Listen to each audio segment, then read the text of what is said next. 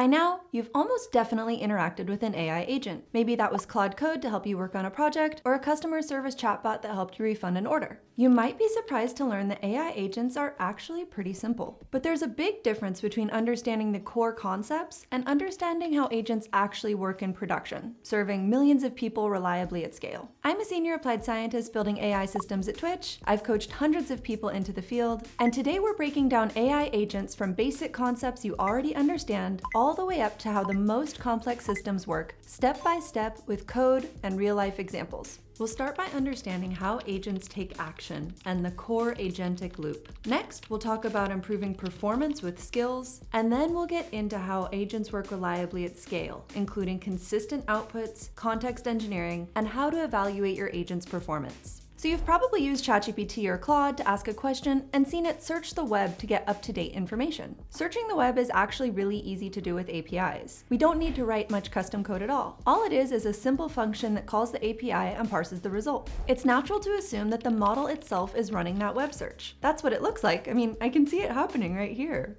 But LLMs can only generate text, so how do they search the web? Here's how it works. We tell the model what actions it can take, which we call tools. Then we tell the model how to signal that it wants to use a particular tool. So now when I ask, "What's the weather in Seattle right now?" the model reads my question, looks at its menu of tools, and decides a search would help. And then it does the only thing it can do, generate text. Specifically, it writes out a little structured request. Call web search with the query, "Seattle weather today." We write code to parse the LLM response to find the tools it wants to run. Then we run the functions directly outside of the LLM. So the application reads which function the model asked for, runs the actual search with those arguments, and gets the results back. The model never actually sees any of that code. It just sees the tools we described and then later the results that we hand back. So from the model's perspective, the answer just shows up in the chat. Then it reads the result and writes its reply. It's 62 and cloudy in Seattle. It's text in and text out every single step. The model decided what to search for and wrote the answer, but the code actually ran the search. When we do this whole cycle, we've built an agent. Well, almost. One search and a reply is pretty neat, but the key to an agent is that it continues calling tools until it decides it has completed its task. Real tasks usually take more than one step. Let's say I ask it to find the cheapest flight to Seattle next Friday and add it to my calendar. There's no single tool that can do all of that. The model has to search for flights, read the results, and then make a completely separate request to a calendar tool with the details that it just found. If any of those steps needed me to come back and prompt it again, then this would just be a chatbot with some extra steps. That's not really an agent. So how do we get the model to keep going on its own? This is gonna look kind of complicated, but it's actually pretty simple under the hood. After our code runs the flight search and pastes the results into the conversation, we just send the whole conversation back to the model again, same as before. The model reads everything, sees it now has flight options, and generates its next request. Call add calendar event with these details. Our code runs that one too, appends the result, and sends it all back again. This is called the react loop. Every cycle, the conversation gets a little longer, and that growing message history is the agent's entire memory. The original question, all the tool calls, and every result gets sent back to the agent. Each time, the model sees the full history and decides, do I need another tool or am I done? When the model looks at the conversation and decides that the task is complete, it just answers in plain text instead of requesting a tool. Our code sees that there's no tool request, and so the loop breaks. So the agent's entire memory is just that growing conversation, which means there's a really natural question. If the model acts on whatever's in its context, can we just put better stuff in there? That's exactly what skills are. A skill is a folder of instructions written in plain markdown that teaches the agent how to do a specific job well. When the agent detects a relevant task, it loads those instructions into its context, the same way a tool result gets pasted in. This is the difference between getting kind of mid results and building something that's consistently useful for your own workflow. For example, let's say I'm working on a project and I need to set up some kind of database. My go-to for personal projects is Supabase, the sponsor of today's video, because it's easy to use, has a great free tier, and handles all the annoying stuff like auth and APIs. But when I'm setting it up, there's a bunch of stuff I care about that the agent can't get right from training data alone, which is why Supabase made Agent Skills. It's a markdown file that encodes security requirements, the current CLI commands, and one key rule. Check the live docs before writing any Supabase code instead of trusting the training data snapshot. You install it with one command, and it works across basically every coding agent from Claude Code to Cursor and more. This way, I can just tell the agent what I want it to build and trust that it's working from how Supabase works today, with the security policies in place, instead of hoping the training data was good enough to get it right. Like here. I asked Claude Code to review my schema for performance issues, and it said that there weren't any. Hooray! Then I tried again with the Supabase agent skills, and it turns out that Claude Code missed really important problems. That's the value of skills. Anything you know about doing a task well, like your team's conventions, a tool's current quirks, or the checks that you would always run, can be documented just one time. And every agent run after that gets your expertise loaded into its context at the exact right moment. But even with the best knowledge, we're still working with a model that's non-deterministic and can make mistakes. So how can we trust that the agent will do the right thing over potentially hundreds of cycles? This is what we're gonna break down in the rest of this video. Starting with an issue so basic it sounds pretty silly: missing commas and brackets. Every one of those tool requests is structured text that our code has to parse. So picture the model hundreds of cycles into a task, writing out yet another request, and it just drops a comma or forgets to close a bracket. Our code will hit it, the parse fails, the tool never runs, and then the loop breaks right there, and we haven't actually finished the task. The model is generating text one token at a time, following a probability distribution. Nothing about that process knows what valid JSON is besides the patterns it learned during training. The first thing people tried to fix this was to just ask nicely, then more and more aggressively, maybe even in caps. And that mostly works, which is exactly the problem. Mostly working means every few hundred requests, the model might add a friendly little, "Sure, here's your JSON," before the actual JSON, and then your parser would still fail. The next step was retry logic. So we just catch the parse failure, send the broken output back to the model, and ask it to fix that. That works too, but now you're paying for extra model calls just to repair formatting, and you still have no guarantee that the retry comes back correct either. The actual fix works completely differently, and it actually happens while the text is being generated. Remember, LLMs write one token at a time. At every step, it has a list of every token it could write next, each with a probability, and then it just picks one. So the fix is called constrained decoding, and all it does is shrink that list. Before the model picks, the system checks which tokens would keep the JSON valid, and it just blocks everything else by setting their probability to 0. The model still picks by probability like always, but now it's just choosing from a list where the format breaking options are already unavailable. So that's what's coming out of the model more or less sorted. But what about what's going in?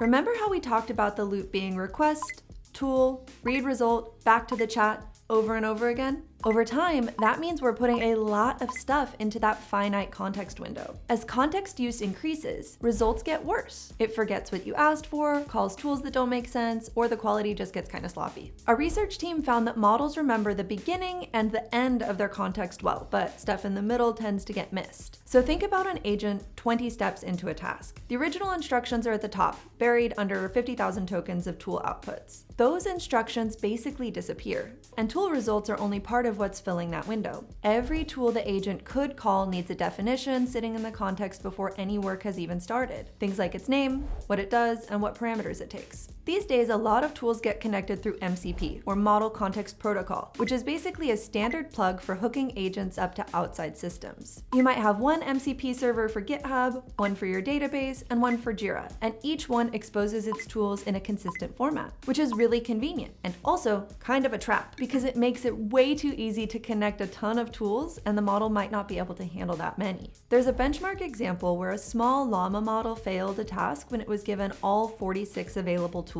but it did fine when it was only given 19. The context technically had room for all of them. The model just couldn't reason clearly with that many options on the table. So managing all of this has become its own skill called context engineering, which means making sure the model sees the right information in the right format at the right time on every pass through the loop. By the way, if you want to learn more about AI and tech careers without the hype, make sure to subscribe. LangChain organizes basically every technique for context engineering into 4 strategies. And once you know them, everything you run into more or less fits into one of these buckets. Let's go over them one at a time. The first strategy is write. Give the agent a way to save things outside of the window. Things like notes files it updates as it works, or rules files that get loaded at the start of every session so it never forgets the fundamentals. Select is the second strategy. Give the model what it needs for this step instead of everything you have. That covers retrieving retrieving only the relevant documents, and it covers tools too. If you have a huge set, you can search over the tool descriptions themselves and only surface the handful that matter right now. Third, compress. Old tool outputs the agent already acted on can be dropped or replaced with a one-line summary. Claude Code does a version of this automatically. When the context hits 95% capacity, it summarizes the whole history and keeps going from the summary. And the last one is isolate, which is what makes multi-agent systems work. Instead of one agent doing research, planning, and coding all in one long conversation, a parent agent hands a messy subtask to a sub-agent with its own clean window. The sub-agent does the digging and reports back a short summary, and then all the junk stays in its context, never getting to the parents. And notice that through all of this, the core loop stayed exactly the same. It's still a model requesting tools until it decides it's done. Context engineering is just controlling what the model sees on each pass. And it's a huge part of the difference between an agent demo and an agent that can run reliably for a really long time. Each step an agent takes over that time is probabilistic. Even with a great model, a clean context, and well-built tools, some small percentage of steps will probably go wrong. And in a loop, those errors multiply. Say your agent gets each individual step right 95% of the time. Sounds pretty good. But the success rate for the whole task is all of those probabilities multiplied together. Over 10 steps, 95% per step works out to about 60% for the full task. Over 20 steps, you're down to about a third. Each step still looks fine on its own, but multiplied together, the task fails. So how do you build something dependable out of parts that are individually unreliable? That brings us to what I think is the most overlooked skill in this entire space, evals. An eval is just a test for your agent. You give it a task, then run grading logic against the result to check whether it succeeded. Sounds boring, and it kind of is, which is probably why almost nobody does it well. Early on, most folks start evals by vibes. You run the agent a few times and it looks good enough, so you deploy it. Then maybe you tweak a prompt or change out the model, and you start getting feedback that the agent is worse. But you have no way to tell if that's true, and if so, why that would be. Evaluation is something I'm really passionate about, and going into detail here would make this video way too long. So let me know in the comments if that's something you'd be interested in. But at a high level, good evals look like this. You start with a set of real tasks, say 20 to 50, pulled from things your agent has actually failed at. Each one has clear success criteria. Then each task needs a grader, which is the logic that scores the result. Wherever the outcome is verifiable, use plain code. Things like, did the test pass, or did the reservation actually exist in the database? These checks are cheap, objective, and you can run thousands of them. For fuzzier outputs, like whether a summary was accurate or a support reply actually resolved the complaint, the standard tool is an LLM judge. This is a second model that scores the output against a rubric you wrote. The catch is that judges need checking too. You need to have clear rules and check their grades against your own on a sample of outputs. Then clarify the rubric until they agree with you. Seriously, do not underestimate the importance of a clear rubric. And then you need to run every task multiple times. The agent is non-deterministic, so one run tells you very little. The same task can pass today and fail tomorrow with zero changes on your end. So what you want is success rates, since individual failures can be really bad for customer-facing applications. While those runs happen, you also track more than pass and fail. You also want to log the steps that were taken, tool calls, tokens, and cost per task. A prompt tweak that still passes but doubles your token bill is a regression, so you need to make those kinds of problems visible as well. Then the whole test suite should be set up to run on every change you make. And that's pretty much how agents work. What's hard is the discipline to do all of it consistently and resisting the urge to jump straight into the fancy multi-agent stuff before you have the foundations. Speaking of multi-agent systems, that's the next step. Check out my complete course on that up next.